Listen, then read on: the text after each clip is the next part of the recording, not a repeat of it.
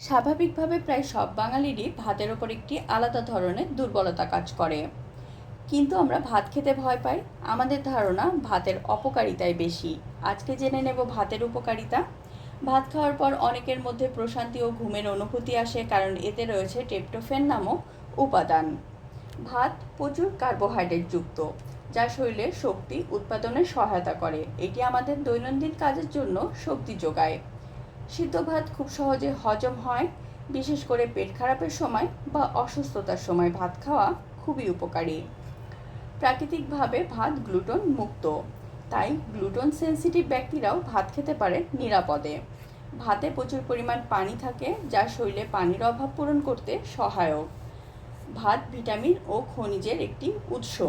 বিশেষ করে বাদামি চাল ফাইবার, ভিটামিন বি, ম্যাগনেসিয়াম ও পটাশিয়ামের একটি ভালো উৎস। ভাত বেশি খেলে ওজন বাড়ে এমনটি নয়। পরিমিতভাবে, বিশেষ করে বাদামি বা লাল চাল খেলে ওজন নিয়ন্ত্রণ করতে সাহায্য করে। লাল চাল বা কালো চাল অ্যান্টিঅক্সিডেন্ট যুক্ত হয়ে থাকে, যা দেহের টক্সিন মুক্ত করতে সাহায্য করে।